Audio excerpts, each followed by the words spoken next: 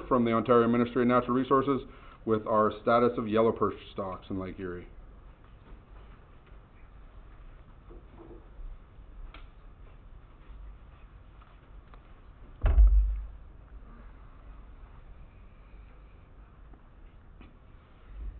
Good afternoon. I'll be presenting on behalf of the Lake Erie Yellow Perch Task Group. I'd like to start by thanking all of the members of the task group who contributed data to this presentation, in particular co-chair Sarah Thomas. As many of you may be aware, in Lake Erie, yellow perch is managed using 4 management units. They're management units 1, 2, 3, and 4 from west to east, and so I'll be discussing the data with respect to these 4 management units today. I'll start with talking about harvest and survey results from Management Unit 1. This figure shows the total harvest of all gear types in Management Unit 1 from 1993 to 2024 with the black bars, and the red line is the total allowable catch in this area. In 2024, the harvest of all gear types combined was just over 2 million pounds, and this represented 72% of the total allowable catch. Of this 2 million pounds, approximately 1.1 million pounds was from the gillnet fishery. This graph shows the gillnet harvest from 1975 to 2024 with the black bars, and the blue line is the catch rate in kilograms per kilometer of gillnet. In 2024, the catch rate in the gillnet fishery increased 28% to 80.6 kilograms per kilometer.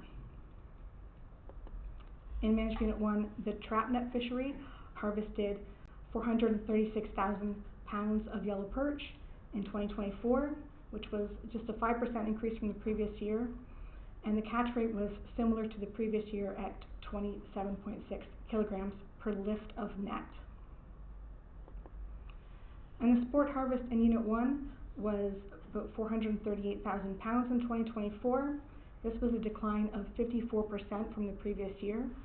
This decline was mainly due to a decrease in effort in Management Unit 1 from the sport fishery, and also a decline in catch rate, which declined 21% to 2.3 fish per angler hour. This figure shows the age composition of the 3 different fisheries, the gillnet, trapnet, and sport fisheries. And the ages are along the x-axis of age 1, 2, 3, 4, 5, and 6 and older fish. In 2024, the majority of the harvest for all 3 gear types came from age 3 fish from the 2021 year class. Combined, it represented 71% of the total harvest from all 3 gear types.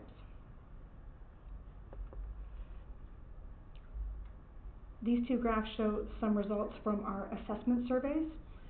This is catch rate of age 2 and older fish from the Ontario Partnership Gillnet Survey and the Ohio Trawl Survey.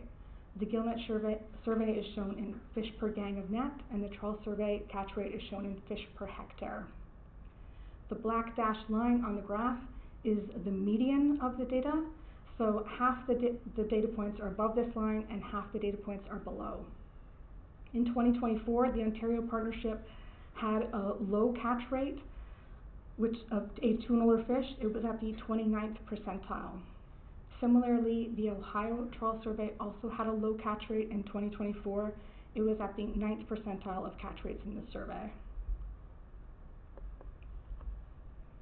And these 2 figures show some recruitment survey data for age 0 or young of year fish and age 1 fish in Management Unit 1.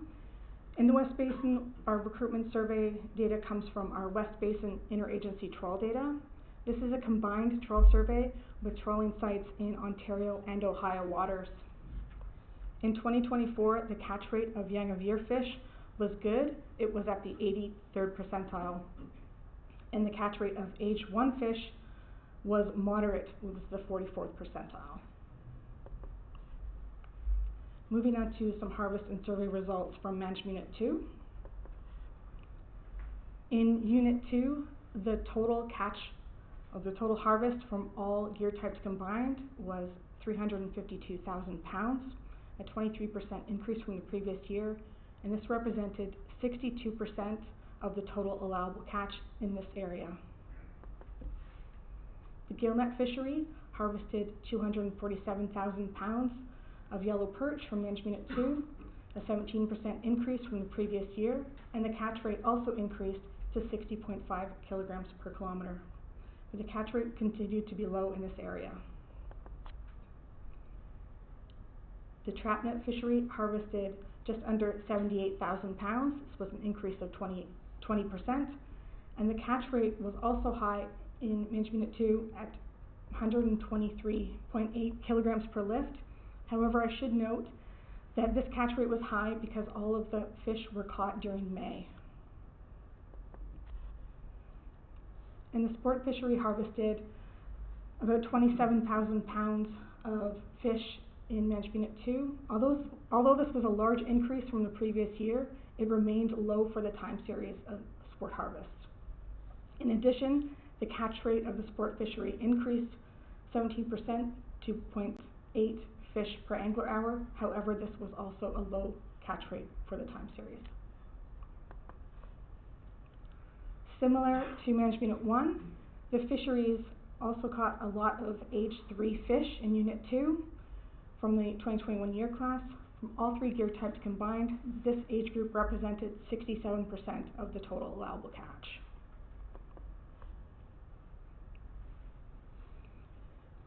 In our assessment surveys of age 2 and older fish had low catch rates. The partnership survey in 2024 had a low catch rate at around the 26th percentile, and the Ohio trawl survey had a low catch rate at the 3rd percentile. This was the second lowest catch rate in the time series of the survey. Both surveys have had very low catch rates for the last 6 years.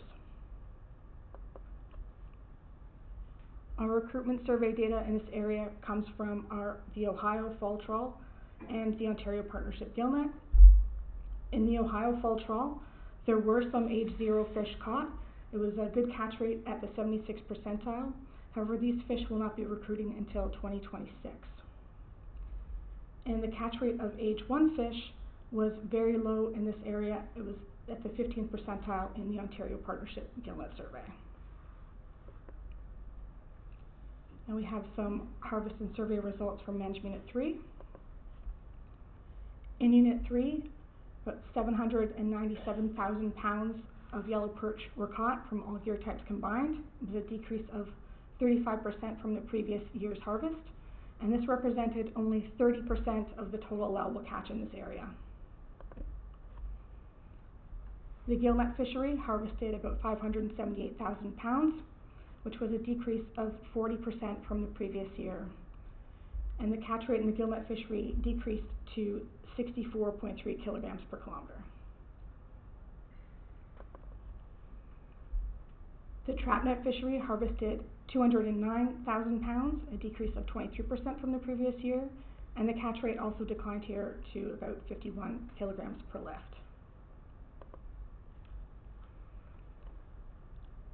The sport fishery harvested just under 10,000 pounds, and similar to Unit 2, although this was a large increase from the previous year, it represented a very low harvest for the time series of the survey. In addition, the catch rate declined about 50% to 0.5 fish per hour and was again a very low catch rate for the time series. The age composition of the fisheries in Unit 3 was more diverse than Units 1 and 2. For all three gear types combined, age 3 fish represented 39% of the fishery, age 4 fish 29% of the fishery, and age 5 fish 20% of the fishery. Catch rates in our survey data of age 2 and older fish were low in both the partnership and the Ohio trawl. The partnership survey had a catch rate of about the 18th percentile, and the Ohio trawl survey had the lowest observed catch rate in the time series.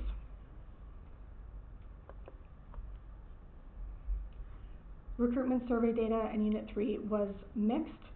The age 0 catch rate in the Ohio trawl survey was low to moderate at around the 38th percentile, and the partnership catch rate of age 1 fish was good at the 71st percentile.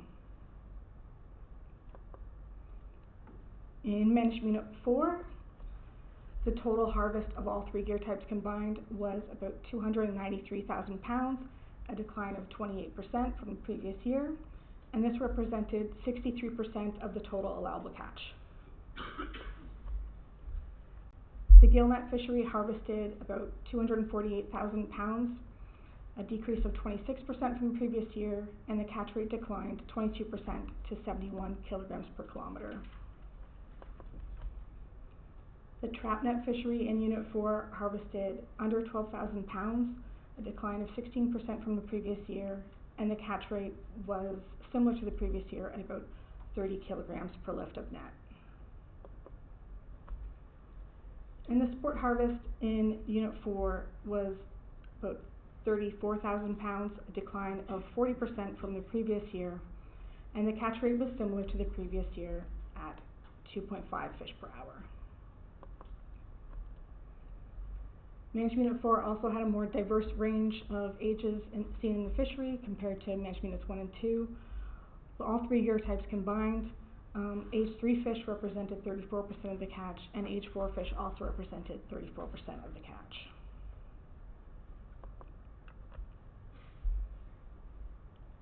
Survey data in Unit 2 was a little bit more optimistic, with moderate catch rates in both the Partnership Gillnet Survey and also the New York Gillnet Survey. The Partnership Gillnet Survey catch rate in 2024 was moderate at the 64th percentile, and the New York Survey was also moderate at the 58th percentile. Recruitment survey data was mixed in Management Unit 4. In this area, we have data from the Long Point Bay Trawl Survey for age 0 and the New York Gillnet Survey age 1 catches. In the Long Point Bay Trawl Survey, young of year fish catch rate was low at the 21st percentile, and in the New York Gillnet Survey, the catch rate was moderate for age 1s at the 58th percentile. Just a quick summary of some of the highlights of the harvest. Lake-wide, 53% of the total allowable catch was harvested. For the sport fishery, when we combine all the management units, this was the third lowest total sport harvest of our time series, starting in 1975, and sport effort remains very low in management units 2 and 3. In Unit 2, the gillnet and sport harvest rates increased, however they still remain low for our time series, and in Unit 3, the harvest rates declined for all gear types and continued to be low. And I'll note again that the fishery was dominated by 1 year class in management units 2 and 1.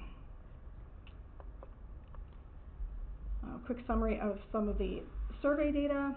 We saw low catch rates of age 2 and older yellow perch in management units 1, 2, and 3 in both the Ontario and Ohio surveys.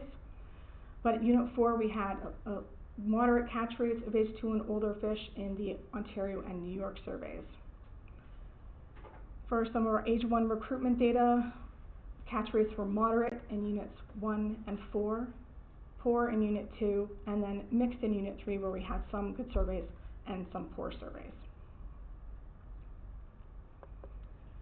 Now I'll move on to abundance estimates for the 4 management units.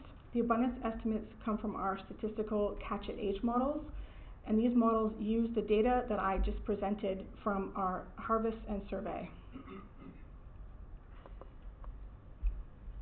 This figure shows total abundance in millions of fish from 1975 to 2026. That's the blue bars. The 2 gray bars at the end represent projections for 2025 and 2026. And this is a total abundance of age 2 and older fish. And the black line is estimate of biomass of fish in millions of kilograms. In 2025, we estimate there to be about 39.9 million age 2 and older fish in management unit 1, a 12% decline from the previous year. About 19.6 million of these, or 49%, are age 2 fish. Age 2 fish are small and they have lower selectivity, so they have less contribution to the fishable abundance in this area. In management unit 2, we estimate there to be about 42.3 million age 2 and older fish, a decline of 8% from the previous year. And age 2s represent about 12.8 million of those fish. In Unit 3, our statistical catch at age models estimate about 66.6 million age 2 and older fish, an increase of 35% from the previous year. However, 36 million of those, or 54%, are age 2 fish, and as mentioned earlier, those fish are small and have low selectivity and will contribute little to the fishable biomass in this area. In Management Unit 4, we estimate there to be about 6.6 million age 2 and older fish, a decline of 19% from the previous year, with age 2s representing about 2 million of those fish. So, although I just presented abundance estimates from our statistical catch at age model, we do have some concerns with our statistical catch at age models, starting with convergence problems.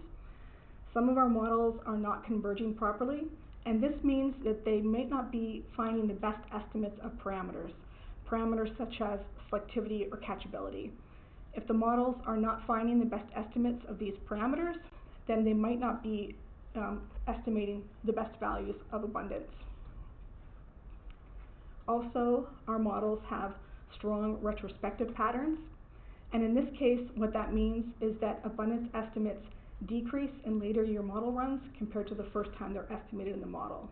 So the first time the model estimates a year class as age 2s in the model, it will estimate a high value of abundance, and then next year when we add more data to the model, that abundance estimate will decrease, and the year after, as we add more data, more information about that year class, that value will decrease again.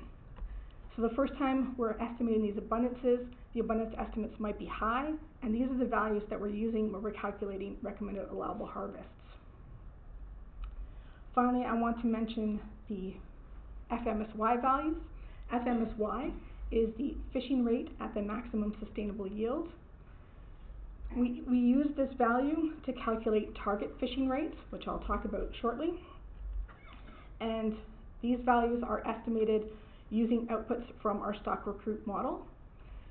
And we have found that the values of FMSY estimated by our stock recruit models might be high compared to other values using data from life history characteristics. Michigan State University's Quantitative Fishery Center did some work where they used life history characteristics from yellow perch on Lake Erie to estimate FMSY values, and these values were lower than those that were estimated by our models. Therefore, our fishing rates might be high. We're currently working with the Quantitative Fishery Center to address the concerns from these models, and I'll talk about that a little bit more when I talk about our yellow perch management plan. So before I get into our recommended allowable harvest values for yellow perch, I'll remind folks what our harvest control rule looks like for yellow perch. This is the harvest control rule from the yellow perch management plan. The harvest control rule consists of 4 components. The first is a target fishing rate.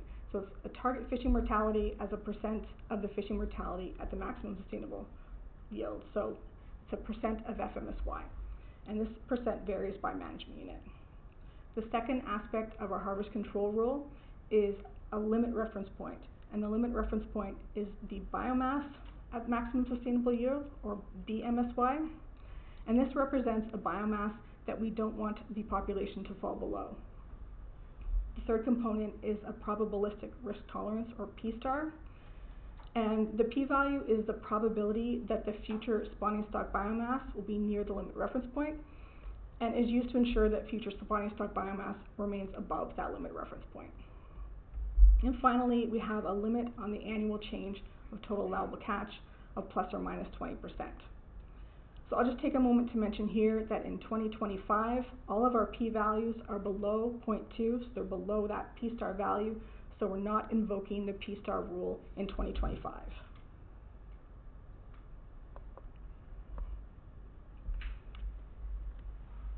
This table shows abundance estimates of age 2 and older and 3 and older fish, and recommended allowable harvest, mean, min, and max values for units 1, 3, and 4, and I'll talk about management unit 2 later. I'll start with these 3 management units.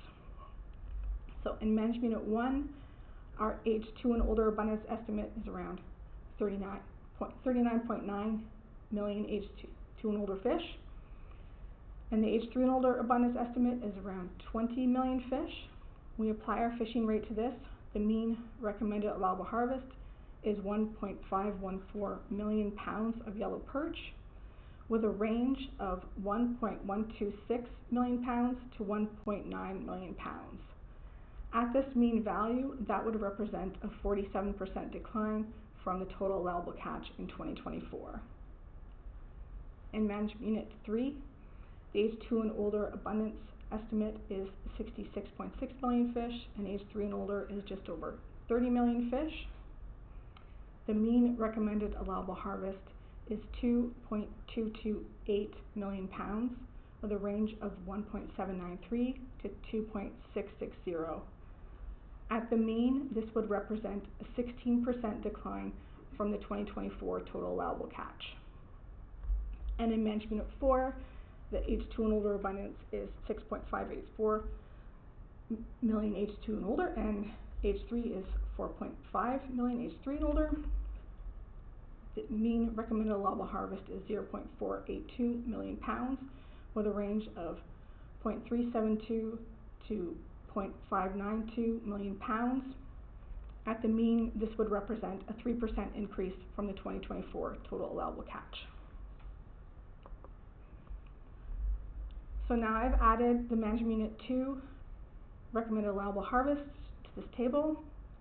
The age 2 and older abundance estimate is about 42 million, age 3 and older is about 29 million. The mean RAH is 3.605 million pounds, with a range of 3.0 to 4.17. At the mean, this would represent a significant increase from last year's total allowable catch. We do have some additional considerations for Management Unit 2. As mentioned earlier, our survey assessment catch rates remain low, and they have been low for the last 6 years. We're not seeing an uptick in those catch rates. As I also mentioned, we do have some uncertainty in our estimates of modeled abundance, and the model values do not represent the survey catch rates that are going into the model. The survey catch rates indicate that abundance is still low in Management Unit 2. It should be noted that the 2025 fishery will be reliant on 1 year class, it's that 2021 year class, as age 4 fish, as we're not seeing significant recruitment to the fishery in 2025. And we do want to maintain stability of the fishery in this area. This table shows a recent history of yellow perch total allowable catch in Management Unit 2.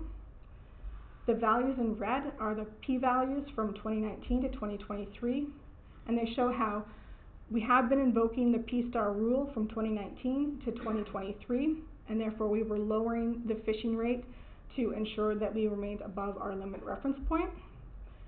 In 2024, it was the first year that we were not invoking that p-star rule. However, the p-value was still high at 0.11.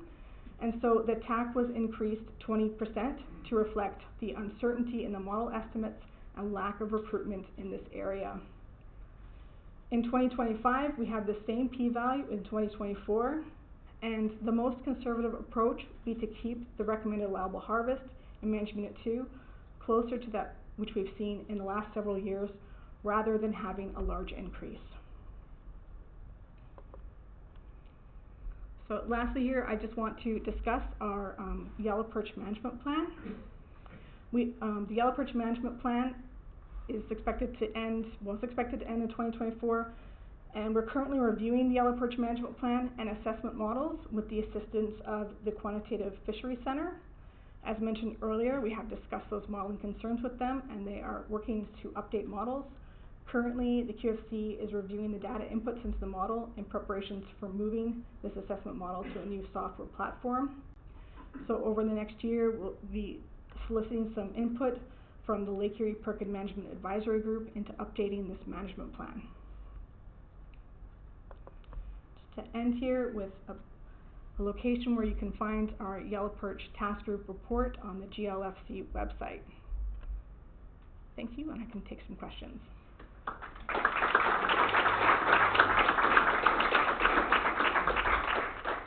Outstanding job, Megan, and thank you to all of the Yellow Perch Task Group for all of your hard work on this. It's such a heavy lift, so your efforts are much appreciated. So with that, are there any questions for Megan in the Yellow Perch presentation you just saw?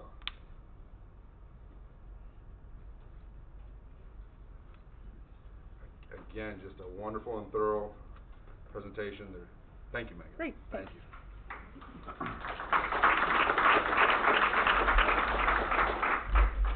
All right.